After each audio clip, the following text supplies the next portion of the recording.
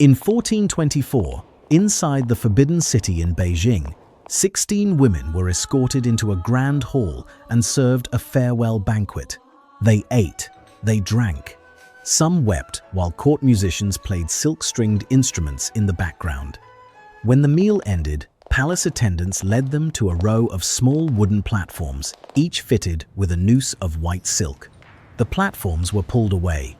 16 concubines of the Yongle Emperor, Zhu were dead. But the Ming Dynasty didn't invent this practice. They brought it back after 1,000 years. Some sources say the number of women hanged that day was closer to 30.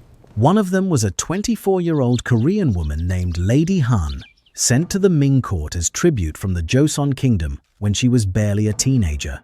By the time the practice was finally abolished 40 years later, roughly 100 concubines had been killed this way across just 5 Ming Dynasty emperors. The tradition of burying women alive, alongside dead rulers, stretches more than 3,000 years into Chinese history, all the way to the Shang Dynasty. The very system that elevated these women into the emperor's inner circle, that dressed them in silk and housed them behind palace walls, was the same system that marked them for death the moment the emperor stopped breathing. The honor of proximity was the sentence itself. They just didn't know it until it was too late. Pay attention to this next detail, because it explains everything about the bones buried beneath Yingxu. The roots of Xunzang, the Chinese term for sacrificial burial, sit in a place called Yingxu. It is an archaeological site near the modern city of Anyang in China's Henan province, and it was the last capital of the Shang Dynasty, the earliest Chinese dynasty confirmed by hard physical evidence. Excavations there began in 1928, and what researchers found beneath the dirt changed how the world understood ancient China. They found bronze vessels and jade carvings, the foundations of royal palaces, and bones. Thousands of them. Not animal bones, human bones. Over 150,000 fragments of oracle bones have been pulled from the ground at Yingxu.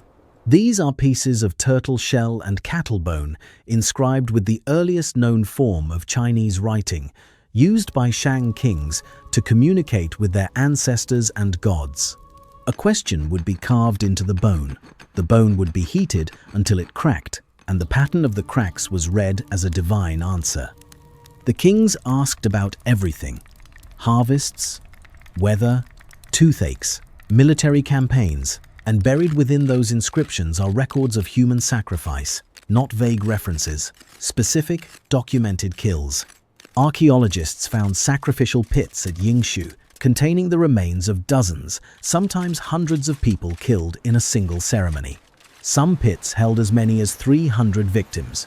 Many of these were war captives from groups the Shang called the Qiang, pastoralist people from the western frontier who were marched to the capital, held for years, and then ritually slaughtered during royal funerals or consecrations of new buildings.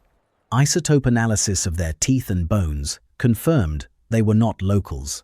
They had been brought from somewhere else, fed a mostly vegetarian diet for years while they waited, and then killed when the occasion demanded it.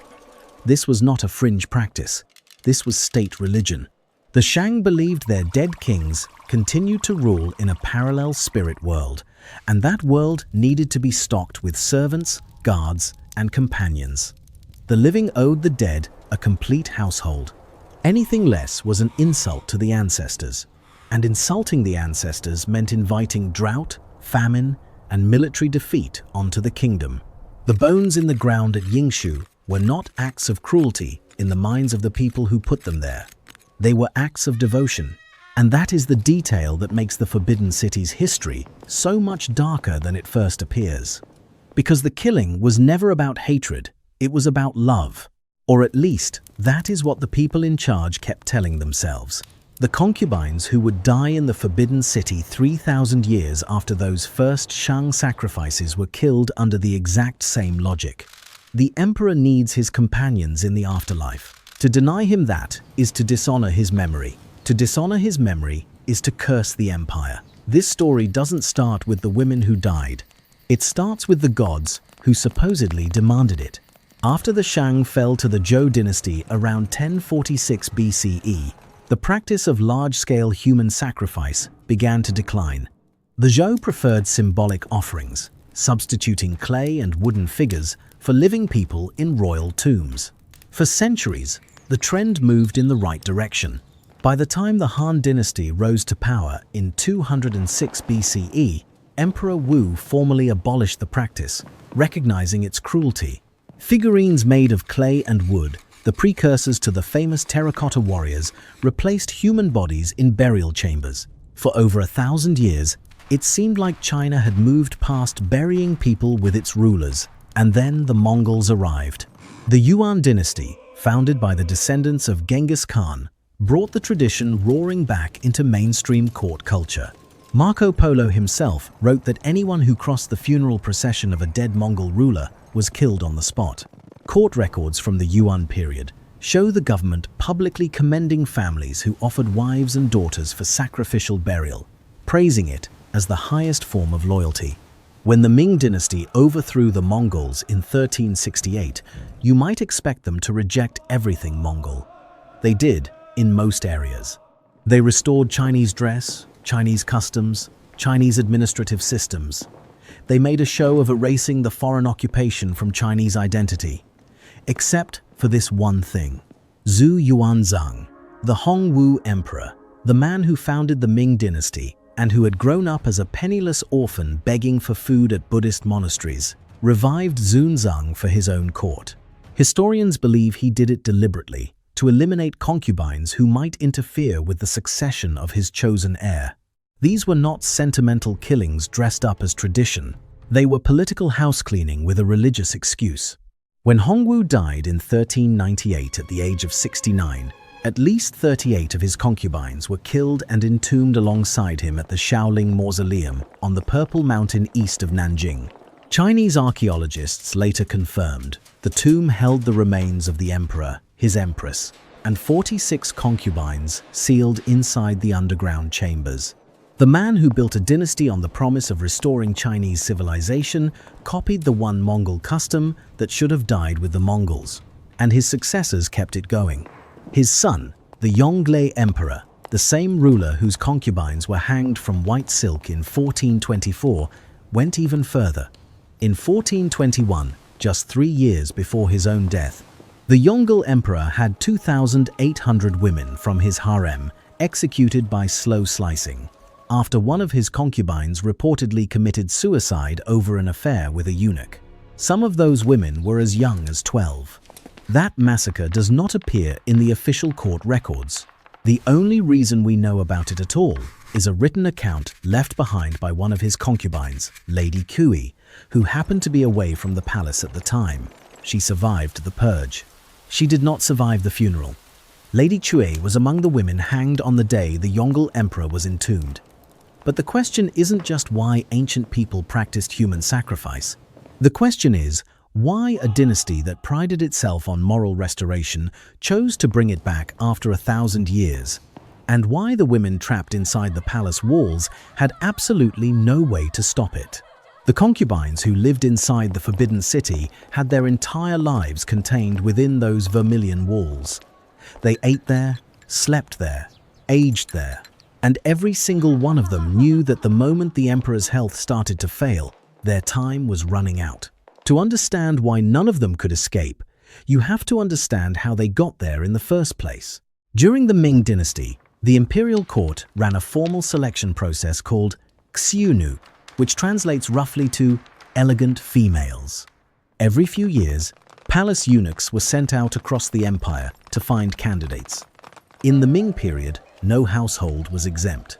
Every young, unmarried woman between the ages of roughly 13 and 16 was required to present herself for consideration. The only exceptions were girls who were already married or who had documented physical disabilities. This was not a voluntary program. Families who tried to hide their daughters faced punishment. The selection itself was brutal in its efficiency. During one documented round, candidates were lined up in rows of 100 and sorted by age. In the first cut, about 1,000 girls were sent home for being too tall, too short, too heavy, or too thin. On the second day, eunuchs conducted intensive physical inspections, evaluating skin, hair, voices, and manner. Another 2,000 were eliminated. The third day focused on hands, feet, and how the girls moved. 1,000 more were cut. The remaining candidates then underwent gynecological examinations. 700 more were dismissed.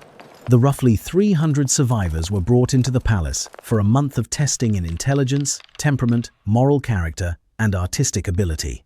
From those 300, about 50 advanced to final interviews covering mathematics, literature, and calligraphy. And from those 50, 3 women were selected as the emperor's highest-ranking concubines. That was only round 1. That was just the top tier. Below those 3, women sat dozens, sometimes hundreds, sometimes thousands more. The Rights of Zhou, one of the oldest texts on Chinese governance, prescribed that an emperor could maintain 9 high-ranking concubines, 27 of middle rank, and 81 at the lowest official tier. Those numbers were treated as suggestions at best. During the Han Dynasty, Emperors Huan and Ling kept more than 20,000 women inside the palace complex. The Hongwu Emperor, the same man who revived sacrificial burial, reportedly maintained a harem exceeding 9,000. But the selection was only the beginning. The real question is what happened to these women once they were inside. The answer is almost nothing. Concubines filled their days applying cosmetics, practicing calligraphy, sewing, playing music, and socializing with each other inside the inner court of the Forbidden City. Their mornings began with roll calls and etiquette lessons. Afternoons were spent embroidering silk in the courtyards of their assigned quarters or strolling through lacquered pavilions surrounded by garden walls they could not pass beyond. They were confined to the northern section of the palace and forbidden from leaving. Many of them spent their entire lives within those walls without ever meeting the emperor. Not once. They were selected, processed, housed, fed, dressed, and forgotten. A woman could enter the palace at 14 and die there at 70 without the emperor ever learning her name. For the women who did catch the emperor's attention, the process was clinical. Eunuchs maintained wooden name tablets for every concubine in the palace. When the emperor wanted company for the night, the tablets were laid before him and he flipped one over. The chosen woman was then bathed, stripped, wrapped naked in a thick silk blanket, and carried by eunuchs to the emperor's chambers. She did not walk there herself. During the Ming Dynasty, when foot-binding was at its most widespread, many concubines physically could not walk that distance. Their feet had been broken and reshaped since childhood, leaving them barely able to stand without assistance. They were carried to the emperor's bed and carried away from it. And the entire encounter was documented. Court secretaries stood nearby and recorded every detail of the emperor's intimate life in vermilion ink. Astrologers were consulted about optimal timing for conception. The goal was never pleasure, and it was never companionship. The goal was a son. This is the detail that ties the entire harem system to the killing that came after. A concubine's rank, safety, and future were almost entirely determined by whether she produced a male heir. The phrase the court used was muyi zi gu, which means the mother's status rises with the son's. If your child became crown prince, you could become empress. If you bore no children at all, you were expendable. And expendable carried a very specific meaning in a dynasty that practiced Xunzang. The women who had sons were typically spared at the emperor's funeral. The women who didn't were first in line for the noose. And the timing of what happened next in these palace corridors was almost too perfect to be coincidence. Because the women figured this out quickly. Every concubine in the Forbidden City understood the equation. Son equals survival. No son equals death. And that understanding turned the inner court into one of the most vicious political environments in Chinese history. Poisonings were common. Concubines who became pregnant found their food tampered with. Women who gained the emperor's favor were targeted by rivals who understood that every visit to the imperial bedchamber was a zero-sum competition. Alliances formed and dissolved overnight. Eunuchs were bribed to manipulate the name tablets, to ensure certain women were chosen more often while others were buried at the bottom of the pile. Palace maids became spies. Gifts concealed threats. The hierarchy that was supposed to maintain order became the very engine of destruction, because every woman in that system knew exactly what was at stake. In 1542, the tension inside the Ming Palace reached a breaking point that has almost no parallel in imperial history.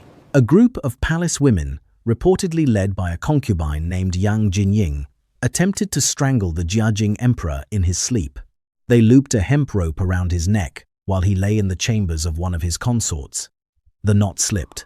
The emperor survived, barely, after his empress was alerted and eunuchs rushed in to revive him. Every woman involved was arrested. So was every woman suspected of knowing about the plot. The punishment was death by slow slicing, a method of execution called ling qi, where the flesh is removed from the body in pieces over hours or days. Even Zhang Jinlian, the woman who broke ranks and reported the plot to the empress, was executed alongside the conspirators. The court treated betrayal and loyalty with the same blade. The Jiajing emperor never recovered psychologically. He retreated from the inner court entirely and spent the remaining 20 years of his life in seclusion, obsessed with Taoist alchemy and terrified of the women who shared his palace. If you're wondering how thousands of women lived like this for generations without more revolts, that's the right question. The answer is that the system was designed to make collective action nearly impossible. The women were isolated from each other by rank. They were physically immobilized by bound feet. They were watched constantly by eunuchs, castrated men who numbered in the tens of thousands during the Ming Dynasty and whose own survival depended on maintaining order within the inner court. At its peak, the Forbidden City housed an estimated 100,000 eunuchs serving the palace complex. These men controlled access to the emperor, managed the concubines' schedules, and reported any sign of disobedience. And the concubines were divided against each other by the one incentive the court dangled in front of all of them: a son. A single male child could save your life. And saving your own life meant making sure nobody else's son outranked yours. The hierarchy that kept these women alive was the same system that decided who would die first, and none of them had any say in how that decision was made. The same Confucian values that taught reverence for life, that built an entire philosophy around honoring parents, caring for elders, and treating others with benevolence, were the exact values repurposed to justify killing women at imperial funerals. That contradiction sits at the center of everything that follows. The religious logic behind Xunzang starts with a belief system that predates Confucius by centuries. In ancient Chinese cosmology, death was not an ending. It was a relocation. The Chinese believed that every person possessed two souls. One, called the Hun, ascended to heaven after death. The other, the Po, remained bound to the physical body in the earth. The dead did not vanish. They moved to a parallel world, a spirit realm that mirrored the living one, and in that realm, they needed the same things they had needed in life: food, clothing, servants, companions. This is why Shang Dynasty kings were buried with bronze vessels, jade carvings, weapons, and chariots. They would need them on the other side. And this is why they were also buried with people: guards to protect them, servants to attend them, women to accompany them. The sacrificial victims at Yingxu were not murdered in the way we might think of murder. In the minds of the Shang court, they were being sent on a journey. They were being provided for the king. When Confucius formalized the concept of filial piety, the duty of children to honor and serve their parents, he gave the existing ancestor worship a philosophical backbone. Filial piety did not stop when a parent died. If anything, it intensified. You were expected to maintain the ancestor's spirit through regular offerings and rituals at family shrines. To neglect the dead was to betray the living relationship you once had with them. Orthodox Confucian scholars describe these rites as expressions of human feeling, as the natural continuation of love and duty. The idea was meant to be about respect. The imperial court took that idea and weaponized it. If filial piety demanded that ordinary families honor their dead with food offerings and incense at ancestral temples, then the emperor, the son of heaven, deserved something far greater. His court argued that a ruler who had governed millions of people could not enter the afterlife with an empty household. To send the emperor to the spirit world without his consorts was to dishonor his reign. To dishonor his reign was to invite catastrophe upon the dynasty. Floods, drought, military defeat, the collapse of the mandate of heaven itself. The killing was framed not as cruelty, but as cosmic responsibility. But here's the detail that everyone missed at the time. The religious argument, as grotesque as it is, was never the real reason the practice survived. The real engine behind Xunzang was politics. When the Hongwu emperor revived sacrificial burial for the Ming Dynasty, historians noted that his motivations were pragmatic, not spiritual. He wanted to clear the board for his chosen successor, and his succession was already a mess. His eldest son, Zhu Biao, the crown prince groomed from birth to take over, died in 1392 at the age of 36. Rather than pass the throne to one of his many surviving adult sons, Hongwu chose Zhu Biao's teenage son as heir, a sheltered boy surrounded by powerful, well-armed uncles who each commanded their own regional armies. In that environment, every concubine who had borne a prince was a potential kingmaker. Every woman in the inner court who had a son with even a distant claim to the throne could become a rallying point for factions looking to overthrow the teenage heir. Killing them eliminated that threat permanently. The afterlife narrative was a convenient wrapper around a series of political executions, and history proved Hongwu right to be paranoid. Within 4 years of his death, his fourth son, Zhu Di, the future Yongle emperor, marched south with an army and seized the throne from the boy emperor by force. The Xuande emperor, who ruled from 1426 to 1435, kept 2 empresses and 12 concubines. When he died, the court identified which women had borne children and which had not. The 4 who had produced heirs were spared. The remaining 10 were killed. The official records described them as having forced or volunteered for sacrificial burial. That phrase alone tells the entire story. Forced or volunteered is not a description of free choice. It is the language of a system that needed to maintain the appearance of consent while offering none. The farewell banquet that preceded the hangings, the one where the women sat in a grand hall eating a final meal while musicians played, was part of that theater. It was designed to make a coerced death look like a dignified departure. Nobody asked whether the women wanted to eat. The families of these women received generous compensation. Honorary titles were bestowed, some ranking higher than a military general's. Land was granted, and pensions were established for generations. The message was clear. Your daughter is dead, and in exchange, your family moves up in the world. This arrangement was not a secret shame hidden from the public. During the Yuan dynasty, the Mongol government had publicly praised families who offered wives and daughters for burial sacrifice, treating it as the highest possible expression of loyalty to the empire. The Ming court inherited that framework and refined it. The compensation turned grief into transaction. And because the families benefited, they had no incentive to resist. The women were sold twice, once when they entered the palace, and again when they left it in a coffin. There was also a cruder justification that court officials cited openly, one that had nothing to do with the afterlife or filial piety. Young concubines who survived the emperor posed a practical problem. They were women in their 20s and 30s, confined to a palace with no husband, no purpose, and no freedom. Court officials argued bluntly that these women might engage in affairs that would shame the imperial bloodline.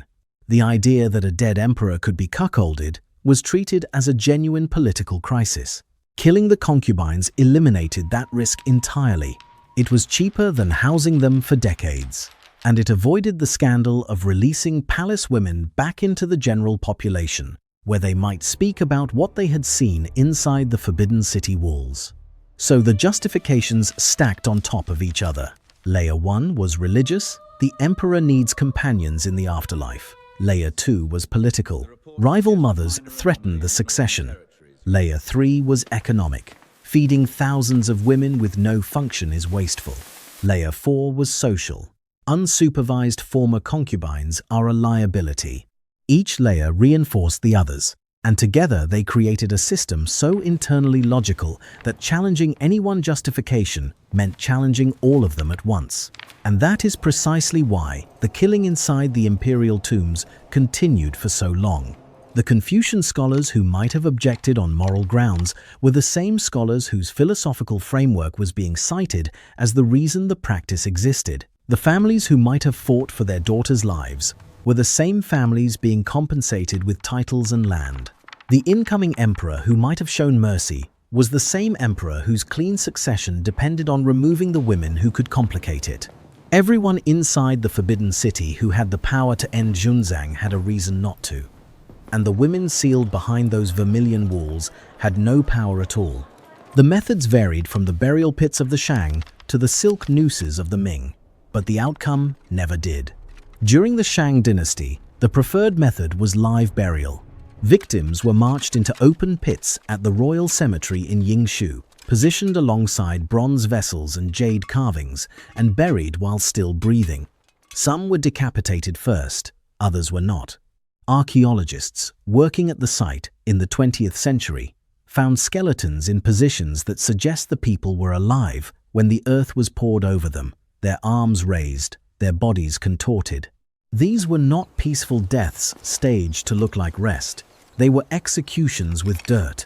When Qin Shi Huang died in 210 BCE, his son and successor, Hu Hai, issued a command recorded by the Han Dynasty historian Sima Qian.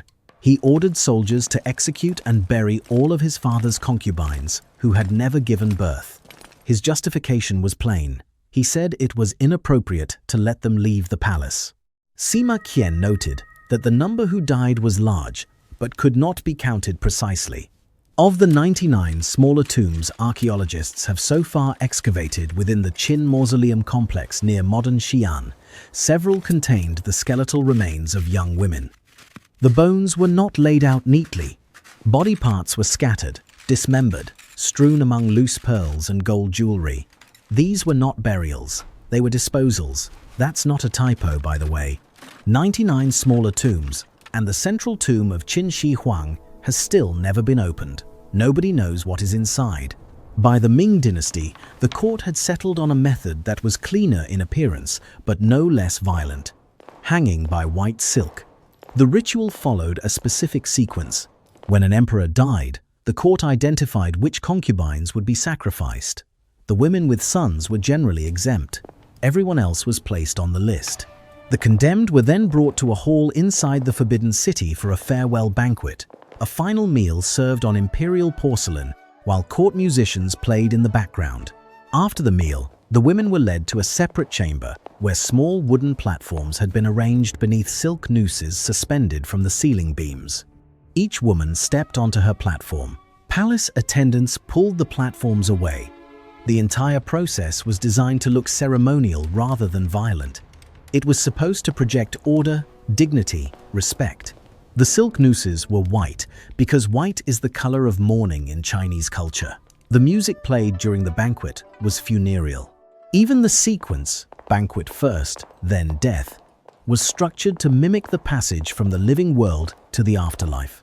The court treated these killings as ritual transitions, not executions. The women's bodies were then dressed in burial garments and placed inside the emperor's mausoleum alongside his coffin. And the numbers, emperor by emperor, tell a story the court never intended anyone to add up. Hongwu, the founder, 1398, at least 38 concubines killed. His son, the Yongle emperor, 1424, between 16 and 30 women hanged. The Hongxi emperor, who ruled for less than 10 months before dying in 1425, at the age of 46, had 10 concubines buried alongside him. That's 10 women killed for a man who barely sat on the throne long enough to learn their names. The Xuande emperor, 1435, 10 more. Across 5 Ming emperors spanning just 37 years, roughly 100 women were executed under the banner of Xunzang. That's the kind of number that stops you mid-sentence. 100 women in 4 decades, killed by a single dynasty under a single policy, with the full support of the court, the families, and the religious establishment.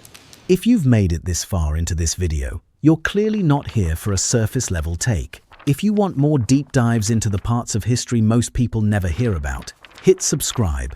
We do this every week. So, the Ming court was systematically killing women at every imperial funeral.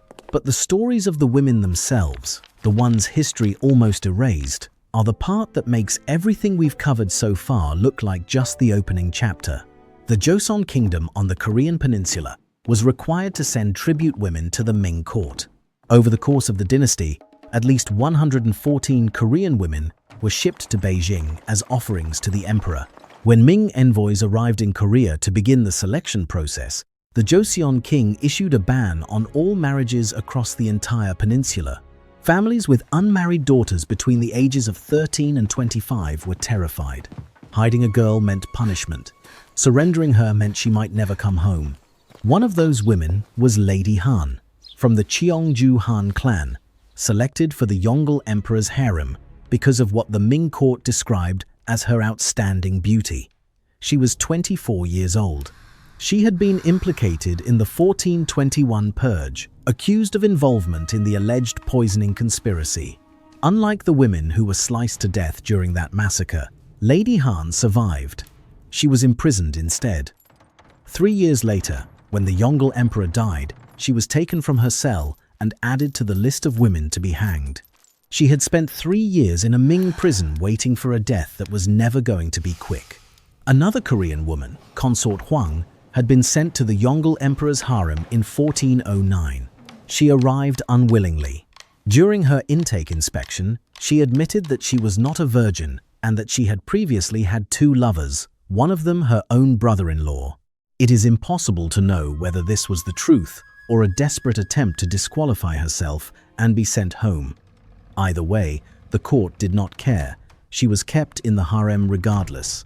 In 1421, she was accused of participating in the same alleged murder plot. She was arrested, tortured, and executed at the age of 19 or 20.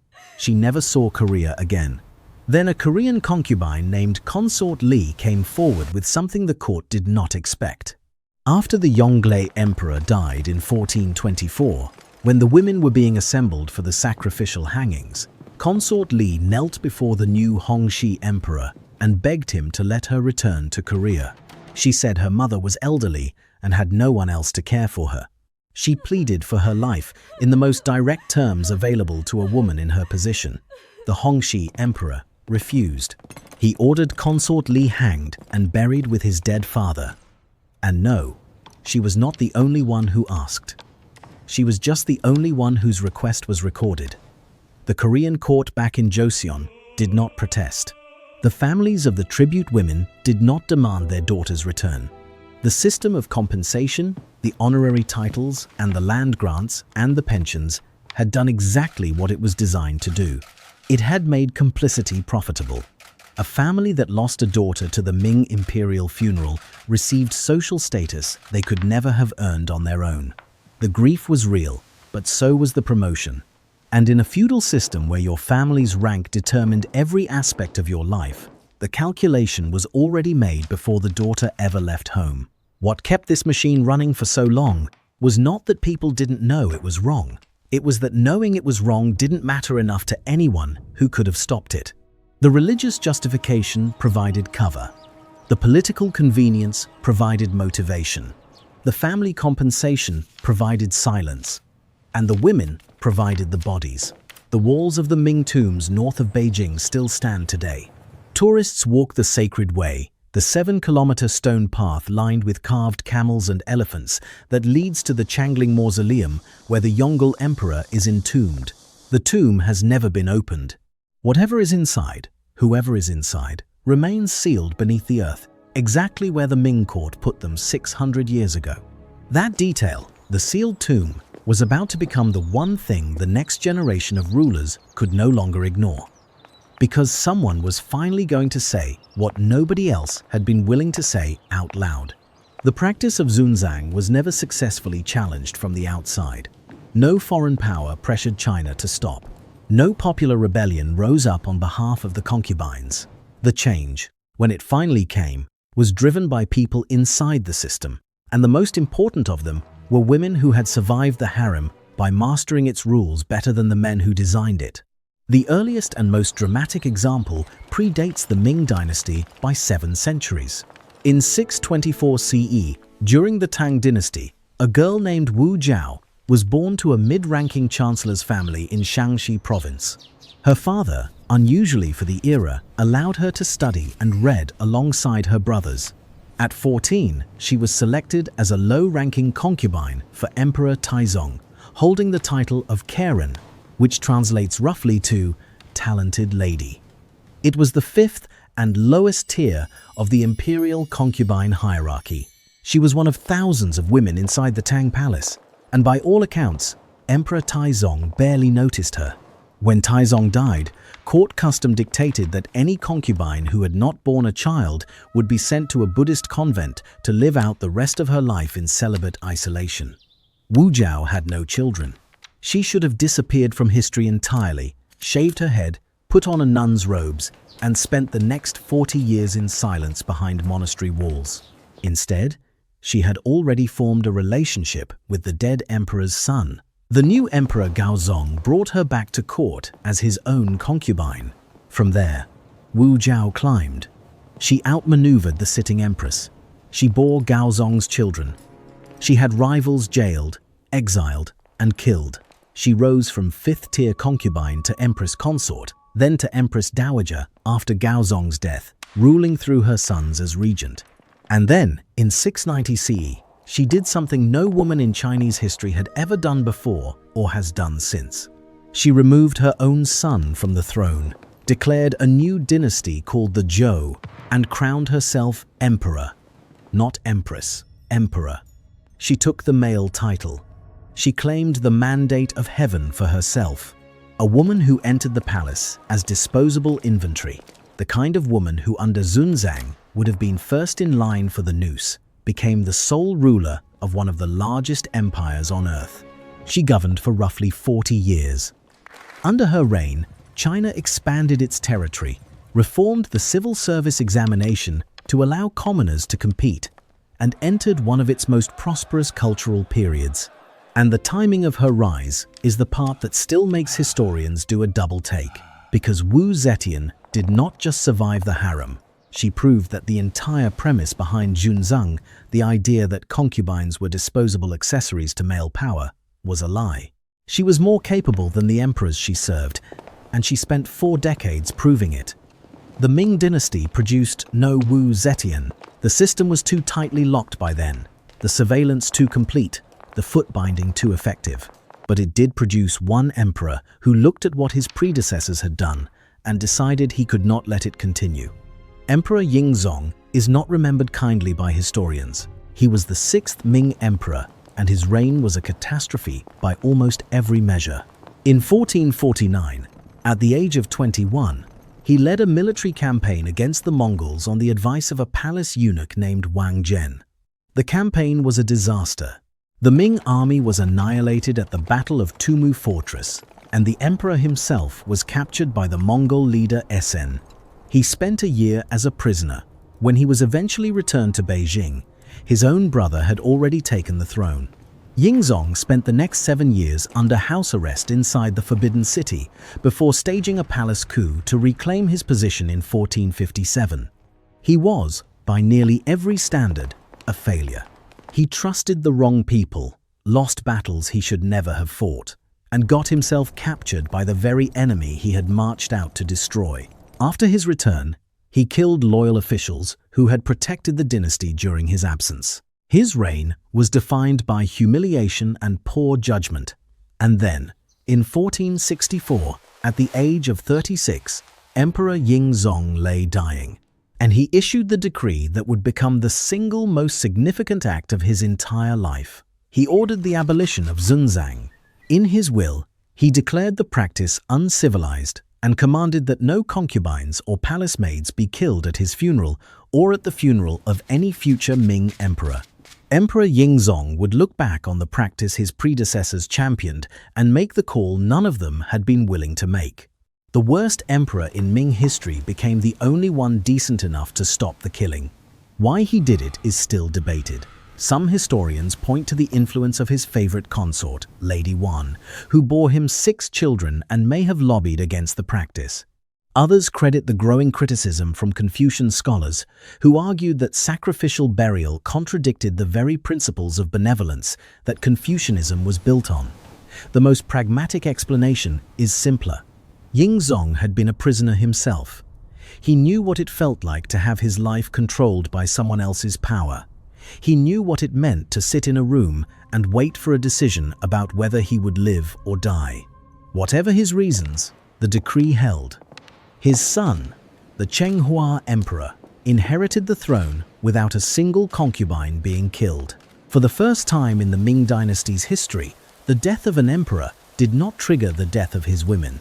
The practice did briefly resurface during the early Qing dynasty, when Manchu rulers like Nohatsi and his son Hong Taiji ordered concubines buried alongside them. But by 1673, the Kangxi emperor formally and permanently prohibited the practice after his ministers argued it was cruel and unjust. That was the end of Xunzang in China. Centuries later, another concubine would prove that the harem system could be turned inside out. In 1852, a 16-year-old girl entered the court of the Xianfeng emperor as a low-ranking concubine. She bore his only surviving son, which elevated her status from the lowest rung to one of the highest overnight. When the emperor died in 1861, she maneuvered herself into the role of regent for her young son, then for her adopted nephew after her son's death. For nearly 5 decades, Empress Dowager Cixi was the most powerful person in China, controlling the Qing dynasty from behind a silkscreen, issuing edicts, reshaping foreign policy, and outlasting every court rival who tried to unseat her. Cixi was not a hero in the traditional sense. She was ruthless, self-serving, and resistant to the reforms that might have saved the dynasty. But her story, like Wu Zetian's, exposes the central fiction of the harem system. These women were classified as property. They were selected, ranked, and discarded according to the needs of the court. And yet, over and over, across dynasties and centuries, individual women found ways to seize the very power that was designed to exclude them. The practice of killing concubines ended not because the world became more moral. It ended because one dying emperor, flawed in almost every other way, made a single good decision. And because the women who came before him had already proven, at the cost of their own lives, that the system was built on a lie. But the end of Xunzang did not mean the end of suffering for women inside the palace.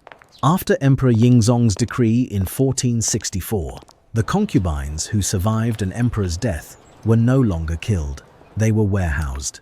In the later Ming and throughout the Qing dynasty, widowed concubines were moved to peripheral palaces within the Forbidden City. Places like the Ningxu Palace, the Palace of Tranquil Longevity, which functioned as a kind of imperial retirement home.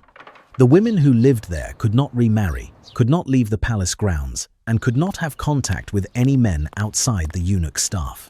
If they had borne a son who held political power, they might be promoted in rank and given a comfortable allowance. If they had not, they were quietly forgotten, fed and housed but stripped of purpose, living out decades in rooms that grew smaller as the court's interest in them shrank. Some of them spent 40, 50, even 60 years inside those walls after the emperor who selected them had died.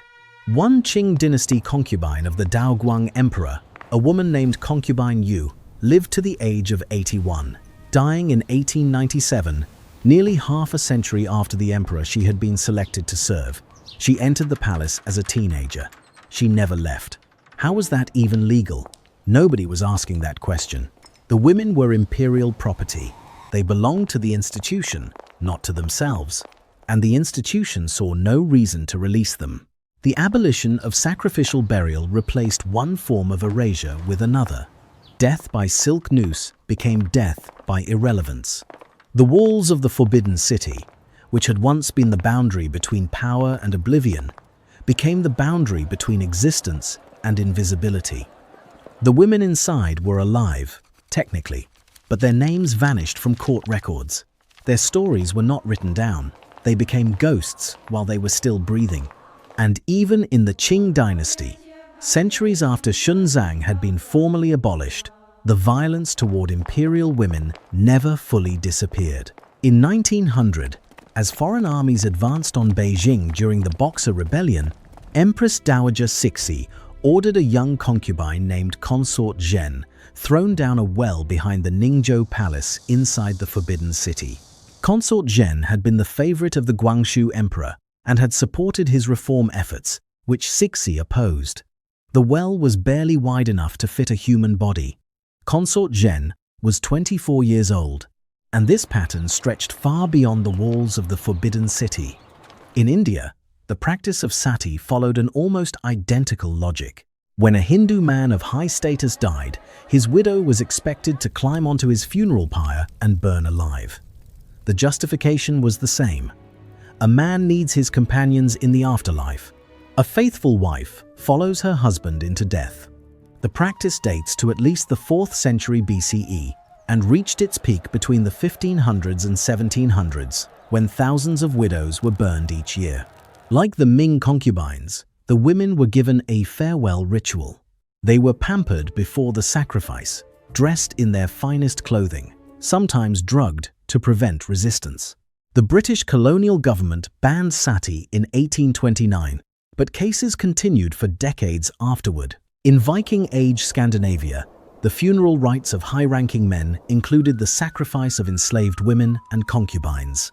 Arab traveler Ibn Fadlan, writing in the 10th century, described a Rus chieftain's funeral along the Volga River, in which an enslaved girl was given alcohol, ritually assaulted, and then killed before being placed on a burning ship alongside her dead master.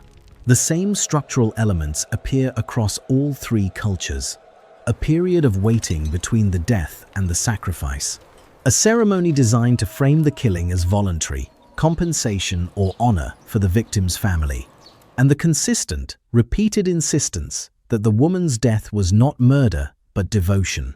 3 continents, 3 civilizations separated by thousands of miles and centuries of history. 3 versions of the same lie.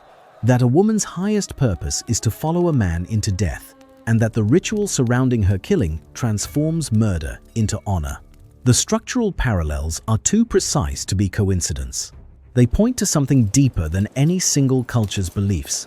They point to a pattern in how power has always treated the people closest to it. The archaeological record at the Ming tombs tells the rest of the story that the court records tried to hide. The 13 Ming emperors are buried in a complex of mausoleums spread across a valley north of Beijing at the foot of Tianshu Mountain. Tourists walk the sacred way every day, past the stone lions and camels and elephants that line the 7-kilometer path to the tombs. Of the 13 tombs, only one, the Dingling Mausoleum of the Wanli Emperor, has been formally excavated. It was opened in 1956. Inside, archaeologists found the emperor's remains alongside those of his 2 empresses. They also found jade, gold, silk, porcelain, and the imperial crown. During the Cultural Revolution, in 1966, Red Guards broke into the excavated tomb and destroyed much of what had been found. The remains of the Wanli Emperor and his empresses were dragged out, publicly condemned, and burned. 300 years of sealed history incinerated in an afternoon. The other 12 tombs remain unopened. The Changling Mausoleum, where the Yongle Emperor is entombed alongside the concubines who were hanged at his funeral in 1424, has never been excavated. Whatever is inside has not been seen since the doors were sealed 600 years ago. The women who died there, the Korean tribute girls, the concubines who wept through their farewell banquet, the ones whose platforms were pulled away while musicians played, they are still inside. Their names exist in scattered court records and fragmentary diplomatic correspondence between the Ming and Joseon courts. A few have Wikipedia entries. Most do not. That absence is the final act of the system that killed them. Xunzang did not just take their lives, it took their identities. The court recorded how many women died. It rarely recorded who they were. A number appeared in a ledger. A title was bestowed on a family. A body was sealed inside a stone chamber. And the door was closed. The concubines of the Chinese emperors were not killed because they were hated. They were killed because they were convenient. They served a religious narrative, a political agenda, an economic calculation, and a social anxiety all at once. And when those needs were finally outweighed by a single emperor's conscience, the killing stopped. Not because the world changed, because one person did. What survives today is stone and silence. The Ming tombs sit in a valley surrounded by mountains, quiet except for the tour buses and the wind through the willows along the sacred way. The carved elephants still kneel. The memorial towers still stand. And beneath the earth, behind doors that have not opened in centuries, the women who were never supposed to be remembered are still waiting for someone to say their names.